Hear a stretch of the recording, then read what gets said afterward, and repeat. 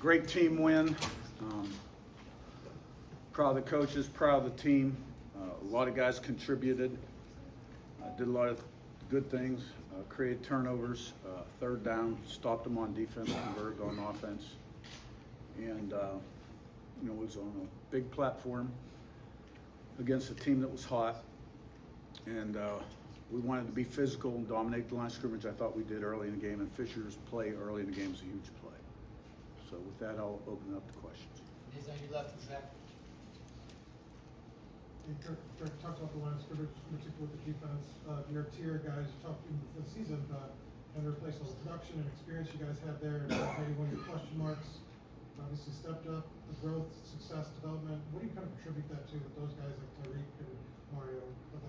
Well, I think a big part of running a football program is development, and you do that through your strength and conditioning program and the way you coach, the way you practice, and schematically. And I think Pat Kuntz does a great job with those inside guys. I think he's a terrific defensive line coach. He focuses on the inside guys, and Buddha focuses on the outside guys. But we run so many different packages. Sometimes the inside guys are outside guys, and the outside guys are inside guys. So they meet together, and they do a lot of different things together. And it's a blue-collar group that's gotten better every week.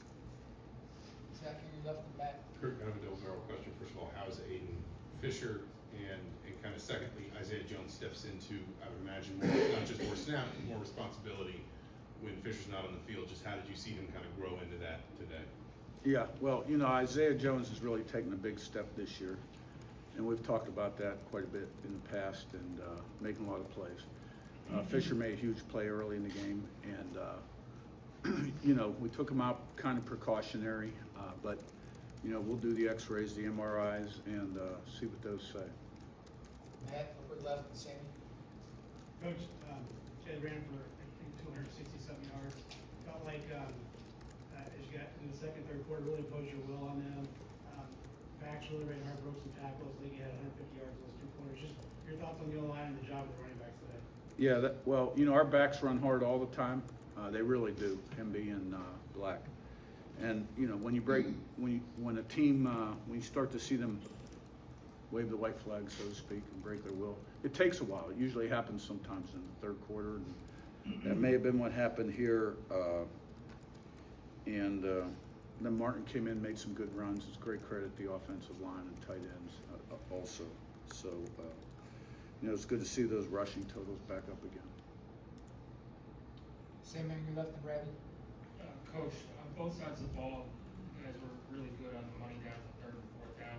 What do you attribute to it on offense, and then on the flip side on defense? Well, preparation. It's good preparation and execution. But to me, it's all the same. It starts up front. You got one line of scrimmage. You got to put heat on the quarterback on defense. You got to protect the quarterback on offense. You got to separate, throw and catch on offense, and tight coverage on defense. If the quarterback doesn't have as much time to throw, he's not as effective, and you got to hit him.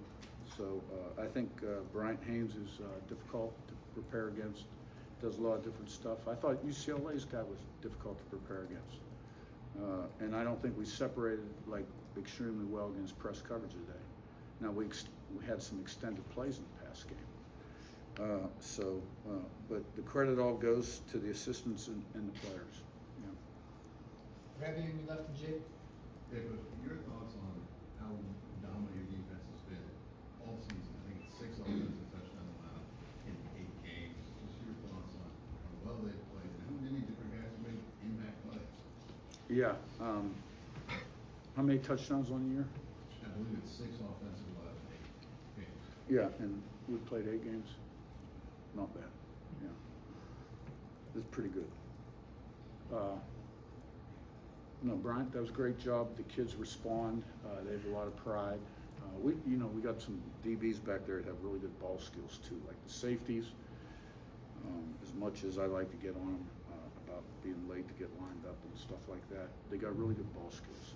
They've made a lot of really nice interceptions. Our linebackers do too. And we do a good job of stopping the run. Philosophically, that's where it all begins. Stopping the run, TFLs, and pressuring the quarterback. So, as I look at who we've played, you know, you look at Oregon, they're a premier offense, right? And we had a dominant second half in that game, and you know, we didn't really start very well against Michigan State, right? After that dominant performance, we probably felt pretty good about ourselves. And I was worried about that with the offense today a little bit, but you know, gotta keep it going, gotta keep them healthy, keep it going. Jake on your left and Seth. Yeah, Curt, no team in college football has won a conference game by more than 50 points except you guys, and now you've done it twice. As you mentioned, UCLA was playing pretty good ball coming into this game. What about you guys has allowed you to be so methodical and, you know, to use your phrase, breaking the will of the opposition in some of these games? I think one of the keys is we just have everybody on the same page. Like, I know what I want. I got a lot of assistants. We've been together a long time, and we all kind of like speak the same lingo. And we got, you know, good players with high character. They're good leaders, and some of them have been with us a pretty long time, and they listen to the message. And you know, I mean, we try to play every play like it's nothing game on the line, regardless of the competitive circumstances. So I don't know. That's the best answer I can give you. Seth on your left and Daniel in front. Curt, you mentioned your assistants a few times. What would you say are some of Mike Shanahan's biggest strengths as a play caller that set up the offense for success? I think Mike does a really nice job of preparing and taking, collaborating, so to speak, everybody's opinions, and he's got a really good connection going during the game with Chandler Whitmer and Bob Bostad, because you know, with technology the way it is, and the ability to look at iPad, you know, things are changing every series. So they're making good adjustments during the game, and you know, Mike's got a great work ethic. He's a smart guy, got great disposition, and he was dialing them up today when they worked. Daniel No, I told him every time I've questioned a call the last 3 weeks, it's been pretty consistent, because you know, sometimes I can be pretty rough on the phones. Every time I questioned a call the last 3 weeks, it's going for a big play. On EJ, you had, I think, 5, 109, and 2. Is one, what drove that? And two, how much does it help y'all when he is playing at that level? Yeah, it's great to get big plays from EJ. He's got a lot of talent. I've always been very high on EJ. He's just got to make sure, you know, when he's running in the end zone for a touchdown, that he doesn't taunt the defender, you know, because he got a mulligan on that one from the official. But you play in a game where it's game on the line, you know, that's spot foul. And now we got the ball about the 30-yard line and don't get the points. Zach in front, then we'll wrap with Joe.